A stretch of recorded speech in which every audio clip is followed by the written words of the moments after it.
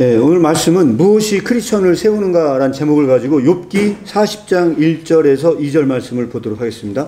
여호와께서 또 욥에게 일러 말씀하시되 트집 잡는 자가 전능자와 다투겠느냐 하나 하나님을 탓하는 자는 대답할지니라. 네. 네, 이렇게 말씀이 나와 있습니다. 이 말씀을 가지고 오늘 무엇이 크리스천을 세우는가라는 제목을 가지고 나누겠습니다. 잠깐 기도하겠습니다. 주님, 오늘 우리가 예수 그리스도를 믿음으로 말미암아 주님의 자녀가 됐습니다. 크리스천으로 살아가는 그 삶이 어렵고 힘들지라도 오늘 말씀을 통해서 주님 앞에 세움받는 모든 칼시교회 성도님들 되게 하여 주시옵소서. 예수님의 이름으로 기도합니다. 아멘. 자, 여기 오늘 본문 말씀은 사실 지난주의 말씀과 연관해서 좀 말씀을 나누려고 이 말씀을 꺼내 들었습니다. 그래서 두 가지 큰 이슈를 여러분들과 일단 나누도록 하겠습니다. 첫 번째는 뭐냐면 여기에서 오늘 본문 말씀은 좀 약간 다른 지점이 하나 있는데 뭐냐면 이 욥이 나중에 회개를 하지 않고 계속 하나님과 논쟁을 했어요. 논쟁을 했더니 드디어 하나님이 나타나신 장면입니다. 그러니까 하나님께서 나타나셔서 욥에게 이야기를 합니다. 여호와께서 욥에게 일러 말씀하셨어요. 뭐라고 이러냐? 트집 잡는 자가 전능자와 다투겠냐? 야, 너 이렇게 나와 논쟁을 해? 나와 논쟁을 하는 자가 야, 하나님과 다투어서 다투겠냐? 라고 하면서 하나님을 탓하는 자는 대답해라. 야, 하나님을 탓하는 네가 대답해봐. 라고 이야기를 하거든요. 근데 첫 번째 어떤 거를 말씀을 드리려고 하느냐? 예전에 제가 한번 아브라함에 대해서 이야기를 나눌 때 무슨 말씀을 드리냐? 그때 아브라함이 하나님과 시험을 당했을 때 그 위대함에 대해서 이야기를 했습니다. 얼마나 위대한 자인가. 근데 그 중에서 그거보다 더 위대한 것처럼 보이는 사람이 한 명 있었어요. 아브라함보다 더 위대한 것처럼 보이는 사람 한 명 있었는데 힌트를 드리자면 그 사람이 야곱이에요. 야곱. 왜 그럴까요?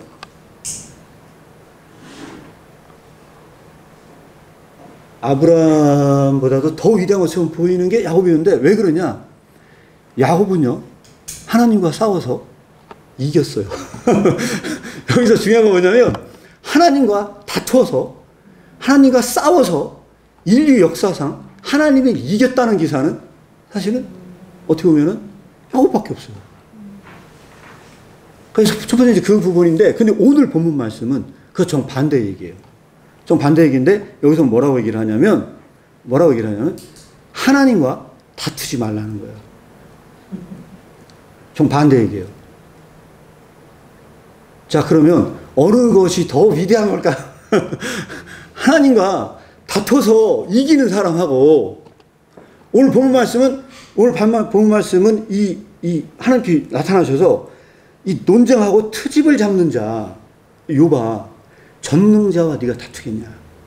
하나님을 탓하는 자가 네가 대답해봐라 라고 이야기를 해요. 그러니까 이거에 깔린 뉘앙스는 어떤 걸 이야기하는 것 같습니까? 그리고 누가 더 위대한가라는 질문에 대해서 여러분들은 야곱이 더 위대한 것 같습니까? 아니면 욥이, 아니 정말로 이 가운데 하나님과 싸워서 이기려 한 게 아니고 욥은요 회개를 합니다. 회개를 하고 결국 하나님 앞에 넙죽 엎드립니다. 그런 욥과 야곱 둘 중에서 여러분들 누가 더 위대한 것 같습니까? 그래서 첫 번째 이게 우리가 같이 나누고자 하는 이야기입니다.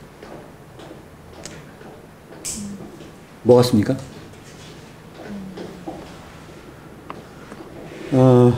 아마 대답하기가 쉽지 않을 것 같습니다. 그래서 제가 대답을 드리고 출발을 하면 제 개인적인 생각에는 욥이 더 훌륭한 것 같아요. 왜 그런가? 오늘 그거를 한번 같이 나누고자 하는 게 첫 번째 하나가 있고요. 두 번째는 뭐가 있냐면요. 두 번째는 지난 시간에 우리가 비교해서 얘기했던 것처럼 소돔과 고모라가 무너질 때, 멸망을 할 때 아브라함이 하나님과 딜을 합니다. 의인 50명만 있어도 멸하시겠습니까? 의인을 악인과 함께 멸하는 것은 정의롭지 않습니다. 그러면서 하나님과 다퉜어요. 하나님과 말싸움을 한 거예요. 하나님, 말이 됩니까? 여기 의인이 이 성에 살고 있는데 그 의인과 함께 악인을 멸하는 건 의롭지 않습니다. 이건 정의로운 게 아닙니다. 라고 하면서 하나님과 다퉜어요. 그때 하나님께서 물러서 쓰셔서 알았다. 멸하지 않겠다고 했거든요. 그런데 그 사건하고 지난 시간에 나눴던 것은 뭐냐면 예루살렘 성이 망한다는 거예요. 이 종말의 예루살렘 성은 망한다고 얘기를 해요. 그런데 그 멸망과 비교해 볼 때 어느 것이 더 끔찍하냐. 왜냐하면 이 멸망은 결정된 거고 하나님과 딜을 할 수 있는 문제가 아니에요. 이거는 이미 끝난 상황이에요. 예루살렘은 반드시 멸망이에요. 그래서 그 얘기는 뭐냐면 얼마나 끔찍하냐. 그 성에 사는 의인과 악인이 함께 멸망을 당해야 돼요. 그러면 의롭게 사는 자의 유익이 어디 있냐는 거예요. 이 멸망, 이 도시가 멸망하는 이 순간에 그 의롭게 산 사람이 도대체 무슨 유익이 있으며 그 약속은 도대체 뭐냐는 거예요. 왜? 어차피 의롭게 살아도 멸망당할 수밖에 없다면 이것이 과연 무슨 유익이 있겠냐. 이게 오늘 해결해야 될 과제가 되는 거고요. 그래서 이 과제에서 뭘 해결하려고 하느냐. 오늘 제목입니다. 오늘 제목은 뭐냐면 무엇이 크리스천을 세우는가라고 했을 때 크리스천을 세운다는 것은 이것이 바로 교회를 세우는 거와 똑같은 얘기예요. 사실은요. 크리스천을 세운다는 건 교회를 세우는 거고요. 이거는 하나님의 시민을 세우는 문제예요. 시민을 세우는 문제인데 우리 보통 일반적으로 생각할 때 사람을 세우는 건 뭐가 사람을 세운다고 생각을 하느냐. 일반적인 사람들 생각이에요. 그것은 뭐냐면 소망을 가질 때 소망이 사람을 세운다는 거예요. 소망이 사람을 세운다는 거예요. 그래서 그 신학자 중에 이 소망으로 사람을 세우려 했던 사람이 있었어요. 그래서 몰트만이라는 사람이 있었어요. 몰트만이라는 사람이 얘기했던 게 뭐냐면 희망의 신학이에요. 사람을 궁극적으로 세우는 것은 희망이 있다는 거예요. 그 희망만이 사람을 세운다는 거예요. 그럼 그건 이해가 돼야 한대요? 그건 좀 이해가 돼요. 그래도 우리가 어떤 희망을 가져야 될 거 아닙니까? 그래서 일반적으로 사회에서 책들 중에서도 가장 많이 팔려나간 책을 얘기해라. 그러면 그 희망을 말하는 책이 가장 많이 팔려요. 그래서 이 인류 역사상 지금까지 가장 많이 팔린 책이 제가 알기로는요. 자기계발 서적입니다. 하면 된다. 할 수 있다. 끊임없는 희망을 풀어넣어 주는 겁니다. 그러면 그 사람을 세울 수 있기 때문에 그럼 우리가 좀 이해가 돼요. 그런데 여기서 우리가 얘기하는 것은 그런 차원이 아니고 진짜 진정한 크리스천을 세우는 것은 과연 무엇이냐라고 했을 때 그 희망이 크리스천을 세울 수 있냐 하는 1차적인 이 부분에 대한 의문을 드리는 거고요. 두 번째는 뭐냐면 오늘 지난 시간에 나눴던 예루살렘의 멸망은요. 아무런 희망이 없는 것처럼 보여요. 모든 것은 결국 망한다는 거예요. 다 멸망한다는 거예요. 그러면은 이 멸망은요. 아주 절망적인 상황인 것 같아요. 어떤 희망도 없어 보여요. 그런데 그것이 어떻게 크리스천을 세우는가 하는 문제와 같습니다. 어떻게 생각하십니까? 어떻게 이것이 사람을 세울 수 있냐는 거예요. 모든 것이 무너질 때. 그리고 이 무너지는 이 멸망은 역사적으로 단 한 번 일어난 사건이 아니고 우리의 삶 가운데 이 종말론적인 사건은 개인 속에서 누구나 이 멸망을 경험할 수 있는 종말론적 사건이라고 한다면 이것이 어떻게 사람을 세울 수 있느냐. 이게 오늘 주된 주제입니다. 자, 어떻게 이런 희망이 아니고 이 무너져 내리는 이 절망적인 이야기가 과연 사람을 세울 수 있는 것일까요? 그래서 저는 이런 종말론적인 사건을 경험한 대표적인 예가 누구냐? 저는 그게 욥이라고 생각해요. 그래서 제가 오늘 본문 말씀을 욥을 읽은 이유도 이 욥인데요. 욥은 사실 모든 것이 다 무너져 내린 상황입니다. 욥은 실제적으로 그의 삶에 더 이상 아무런 희망을 찾지 못할 만큼 그는 절망적인 상황에 빠진 사람이었어요. 그럼에도 불구하고 어떻게 욥이 세워졌냐를 우리가 공부를 해보면 적어도 이 질문에 대해서 어떤 해답을 얻을 수 있지 않을까 싶어서 제가 이 말씀을 꺼내들었습니다. 여기서 말씀을 꺼내들었는데 우리는 아마 여기 앉아 계신 분들도 단 한 명도 하나님과 다투지 않은 사람은 저는 없을 거라고 생각을 해요. 여기 앉아 계신 분들 중에서 인생이 정말로 잘 안 풀려가지고 어려울 때 하나님께 다퉈요. 도대체 왜 내 삶이 이러냐고 분명히 다투거든요. 다투는데 오늘 본문 말씀은 하나님께서 얘기하는 말씀은 뭐냐? 오늘 본문 말씀에 궁극적으로 내린 결론은 그거라고 생각을 합니다. 그건 뭐냐면 하나님과 다툴 수는 있어. 다툴 수는 있어. 그런데 하나님을 이기려 하지 마.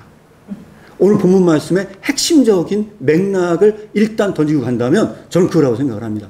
야, 다투는 욥아, 내가 너한테 한번 물어보겠다. 네가 과연 전능자와 다투어서 이길 수 있겠니? 라고 하는 거예요. 그런데 야곱은 싸워서 이겼다는 거예요. 싸워서 이겼다는 거예요. 오늘 본 말씀은 이 부분에서 하나님께서 이 전능자와 네가 싸워서 이기겠냐라고 얘기했을 때 이 욥은요 넙죽 엎드리고 그가 회개하는 자세를 갖췄어요. 하나님을 싸워 이기려 하지 않았다는 거예요. 그러면 하나님을 싸워서 이기려 하지 않기 위한 가장 중요한 핵심 키포인트 전략은 무엇이 있을까요? 하나님과 싸워서 이기려고 싸우는 게 아니고 하나님과 다퉈요. 근데 이 싸움은 하나님을 이기려 하는 싸움이 아니라는 거예요.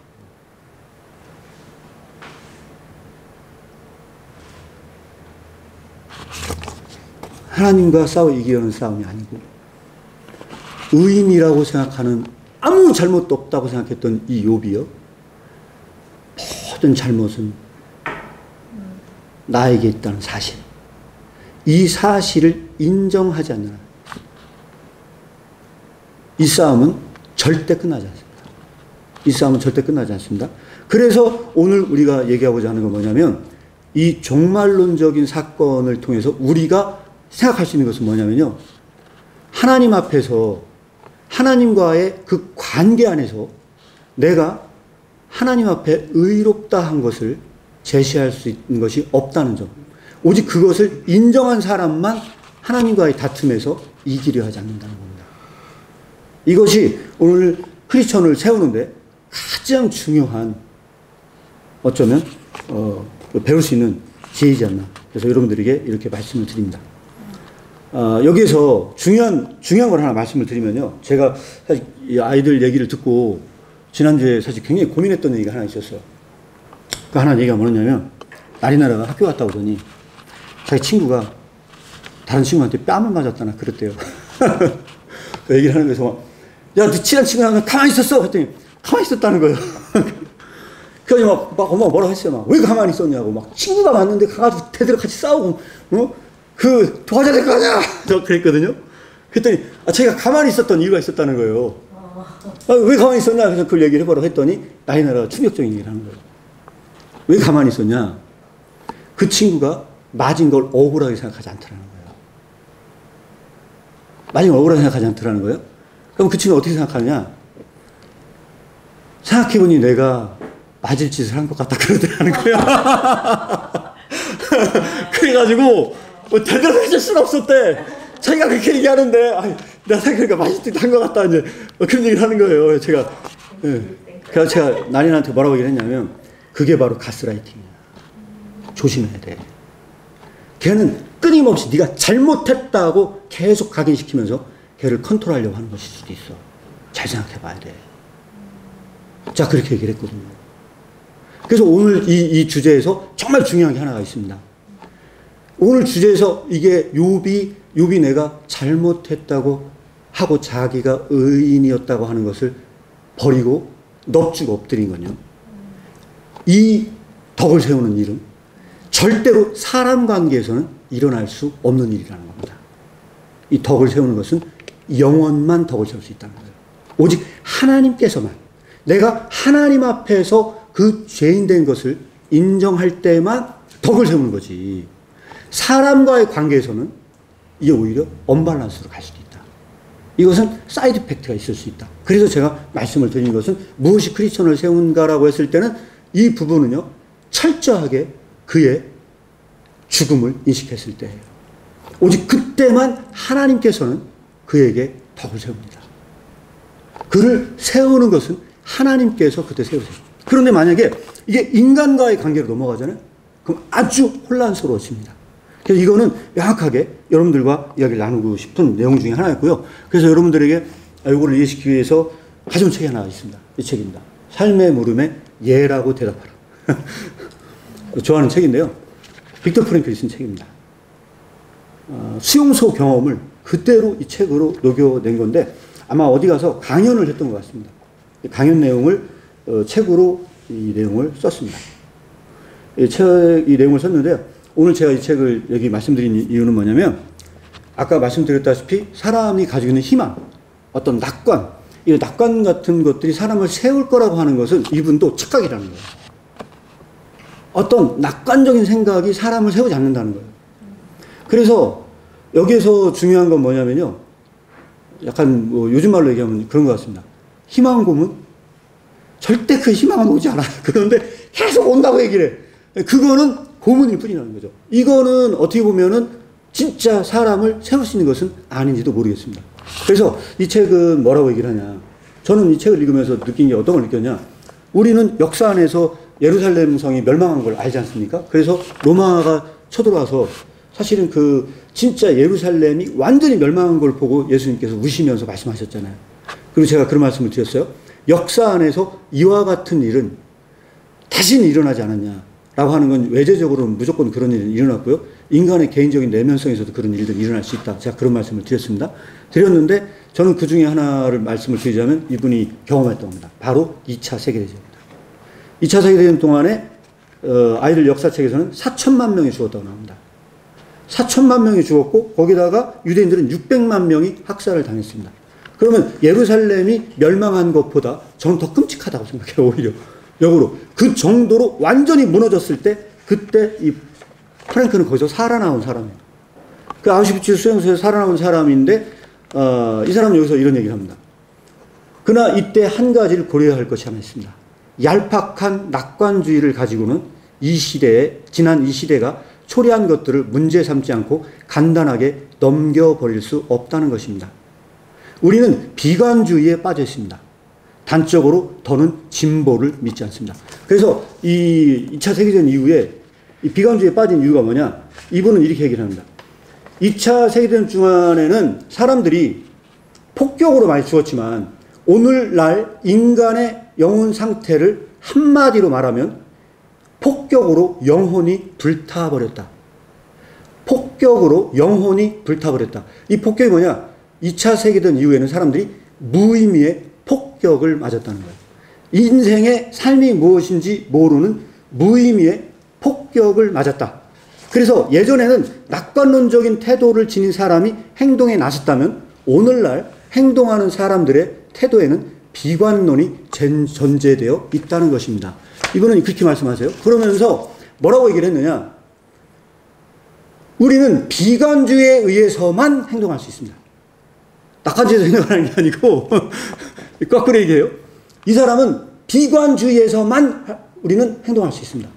낙관이 아니라 비관인데 그러면 뭐라고 하냐. 반면 예전의 낙관주의는 우리를 잠재우기만 할 뿐입니다. 우리를 계속 잠을 재우면 돼요. 거꾸로 된 얘기를 합니다. 그래서 미래에서 낙관주의가 그럼 이 낙관주의는 뭐냐. 저 미래에서 낙관주의자들은 숙명론을 낳는데요. 나중에 변절자가 된대요. 변절자. 그래서 이 사람은 그런 얘기를 합니다. 그런 얘기를 하는데 제가 이게 바로 우리가 얘기하고자 하는 굉장히 중요한 시사점을 저는 던져준다고 생각을 합니다. 굉장히 던져준다고 하는데 여기에서 이 책은 그 얘기를 하면서 충격적인 얘기를 합니다. 충격적인 얘기를 하는데 어느 집에 갔대요. 어느 집에 갔는데 그 집에 이분이 자살을 했대요. 자살을 했는데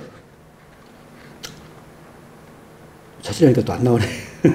자살을 했는데 그 집 액자에 이렇게 써져 있었대요. 자살한 집에 갔더니 그 집 액자에 이렇게 써 있답니다. 운명보다 훨씬 더 강한 것은 흔들리지 않고 운명을 감대하는 용기다. 그 자살한 집에 그 소파 위에 액자에 이 글이 써져 있었대요. 근데 이 액자가 써져 있는데 이 겨나라에서 그는 스스로 목숨을 끊었대요. 그러면서 이게 바로 우리가 이상적인 소수가 일어나야 될 이유다. 이 비관주의에서 시작된 그런 사람이 나타나야 될 이유다라고 하면서 이 사람은 여기서 굉장히 재미난 얘기를 소개를 합니다. 어떤 소개를 하냐면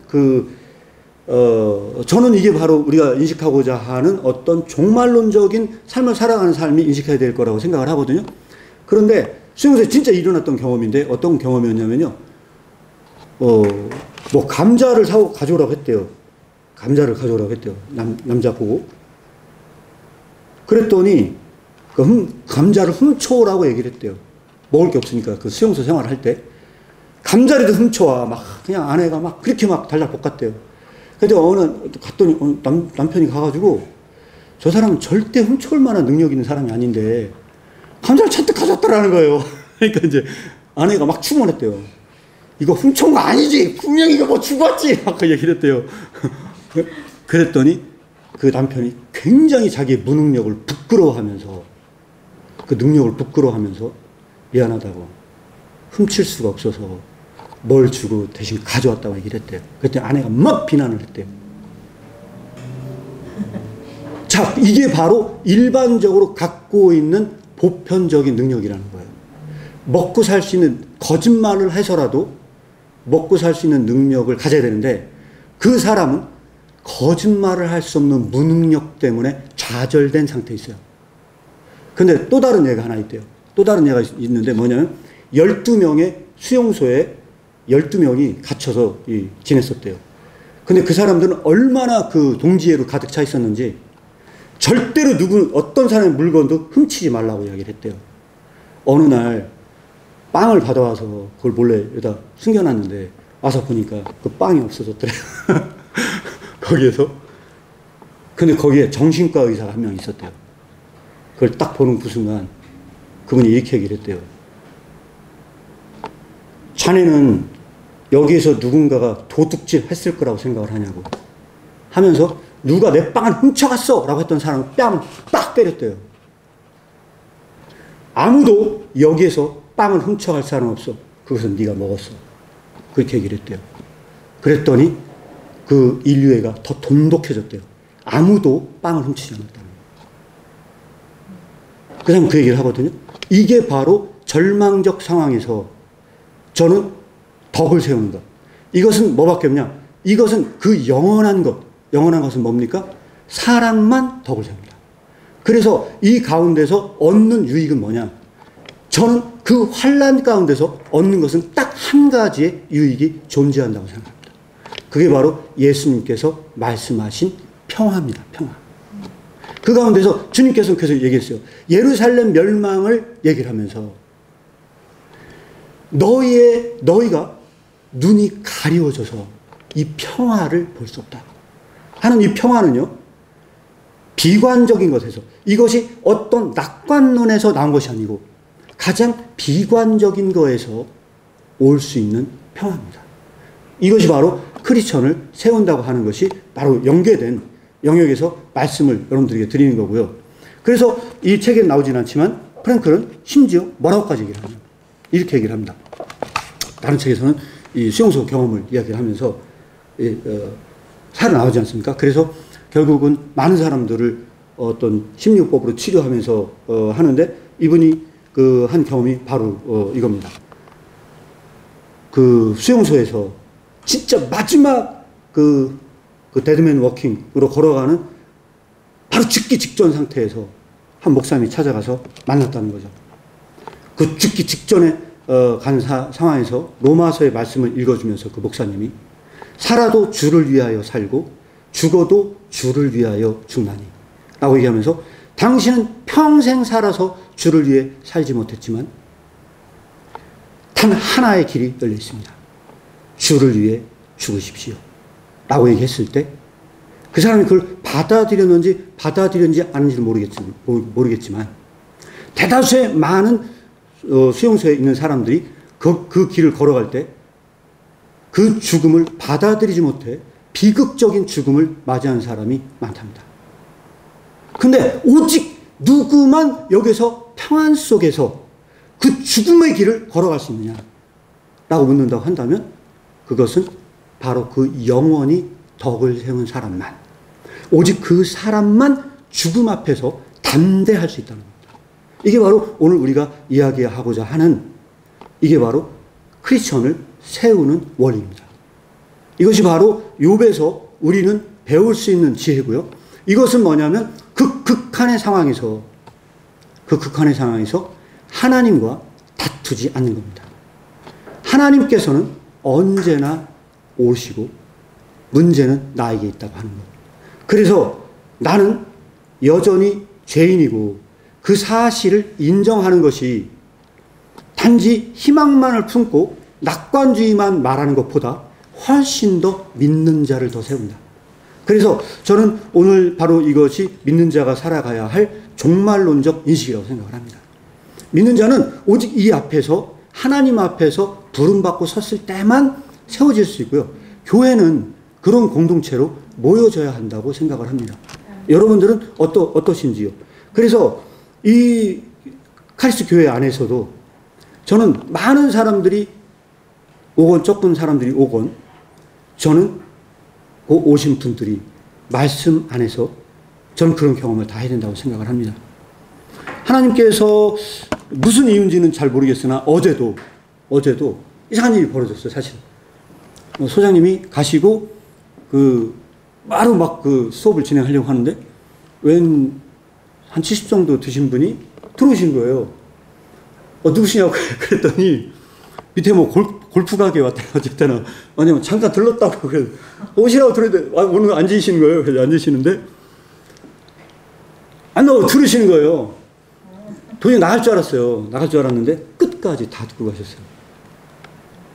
다 듣고 갔는데 그분이 갑자기 마지막에 이제 다 듣고 가시는데 말씀을 드렸어요. 어떻게 다 들으셨는데 어떠시냐 했더니 자기가 학창시절 교회를 나가고 한 번도 교회를 나간 적이 없대요. 오늘 이런 얘기를 처음 들었대. 네, 들었는데 너무 좋았다는 거예요. 너무 좋았다고 하면서 예전에 이런 거에 대한 열정이 자기 식었는데 다시 한번 그런 어떤 청년의 열정을 기억나게 해줘서 참 고맙다는 거예요. 교회 나와서 지금 말씀을 드렸는데 이제 명함 드리고 이제 얘기를 하긴 했습니다. 어디서 사냐고 하니까 방곡동인가 사신다고 하시더라고요. 모르겠습니다. 어떤 일들이 벌어지는지 모르겠지만 저는 그런 분들이 오셔서 어제도 사실 약간 이제 말씀 거울이라도 비슷한 얘기를 했거든요. 그 말씀을 한 번도 안 본 사람. 제가 그런 말씀을 드렸습니다. 젊은 청년들한테. 왜? 오늘도 거울 보고 왔다니까 사람들이 별로 시덥지 않게 생각을 하는데 이 문제는 그런 문제가 아니다. 거울을 보는 문제는 날마다 거울 보는 사람은 내가 어떻게 변했는지 모른다. 이건 그런 문제가 아니다. 왜? 어제 그분이 아마 가장 충격받았을지 몰라요. 단 한 번도 거울을 보지 않았다. 내 평생에. 한 번도 거울을 보지 않고 살았던 늑대 소년 같은 사람. 영화 거울을 딱 봤을 때. 그건 충격인 거다. 그런 충격이 왔을 때 무한히 내가 멀리 있는 그 경험 안에서 크리스천은 세워져야 된다. 어떤 경험이냐? 내가 하나님의 형상대로 닮았다고 하는데 딱 봤더니 늑대가 또 닮았어. 하나님을 닮은 게 아니고 늑대처럼 살아가. 그때 그 거울 앞에 섰을 때 나는 무한히 멀리 서기 때문에 그런 절망적 상황에서만 그 사람이 세워지는 거기 때문에 그래서 제가 어제도 그런 말씀을 나눴습니다. 믿는 자가 나눈다는 것은 그런 희망적인 메시지를 주려고 하는 것이 아니고 말씀 안에서 그가 그렇게 세움을 받는 점 안에서만 교회는 저는 바로 세워나갈 수 있는 부분들이 있다고 생각을 합니다. 여기 앉아 계신 분들은 어떻습니까? 신앙생활을 하면서 얼마나 이 복음의 메시지를 들었는지요. 그동안에 교회에서 선포된 그 메시지는 어떤 메시지였는지요. 저는 아모스서가 말하고 있는 그 비극적인 상황이 오늘날 한국에서 가장 심각한 상황이라고 생각을 합니다. 그것은 뭐냐? 사람들이 물이 없어 가란 것이 아니다. 양식이 없어 줄인 것도 아니다. 사람들이 지금 기갈 상태에 빠진 그것은 말씀이 없는 기갈 상태다. 이것이 현재 빠져있는 상태다. 라고 하는 것은 정확하게 오늘날에 벌어지는 상황이에요. 그런데 이것이 왜 진짜로 아이러니한 상황이냐? 세상 어느 것보다도 한국 사회에 가장 많이 말씀이 울려 퍼지고 있어요. TV만 틀면 말씀이 나와. 어디 가도 말씀이 나와. 그런데 진짜 비극적인 거는 뭐라고 얘기를 하냐면 이 세상에서 가장 금방 빵 까먹는 게 두 가지가 있대요. 첫 번째는 뭐냐면 초등학교 교장 선생님 후나 듣자마자 나오는 순간 다 까먹는데 두 번째, 목사님의 주일날 설교 말씀이래요. 목사님 주일날 설교 말씀은 듣자마자 귀에 딱 떠나는 그 순간에 다 까먹는데, 그 정도로 그 말씀이 힘이 없다고 한다면 과연 정말 이 시대에 그것은 빛이 될 수 있겠냐? 저는 불가능하다고 봅니다. 로마서 12장 1절 말씀 보고 말씀을 마무리하도록 하겠습니다. 로마서 12장 11절입니다.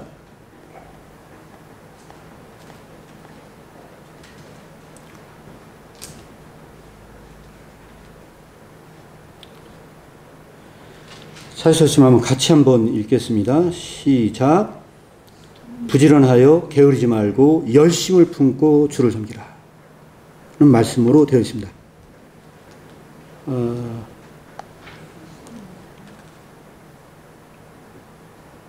그런데 이 말씀은요, 부지런하여 게으르지 말라고 해놓고서요, 뒤에 나오는 구절이 너의 영혼이 계속 불타오른다는 이야기입니다. Keep your spiritual fervor라고 되어 있어요. 우리나라 말에서는 명확하진 않지만, 예, 열심을 품고 주를 섬기라는 얘기가요, 너의 영이 불타오르라는 이야기예요. 너의 영이 불타올라야 돼. 그래서 그 불타오른 상태가 계속해서 유지가 돼야 돼요. 저는 이걸 한마디로 얘기하면 뭐냐? 이게 크리스천이 세워진 상태예요. 말씀 안에서 욥과 같은 마음을 품고 주님 앞에 나아갔을 때 그 사람이 그렇게 세워질 것입니다. 그래서 빅터 프랭클은 바로 이런 비관적인 이 시대에 이 이상적인 소수가 일어나야 된다. 그렇게 이야기를 던지고 있습니다.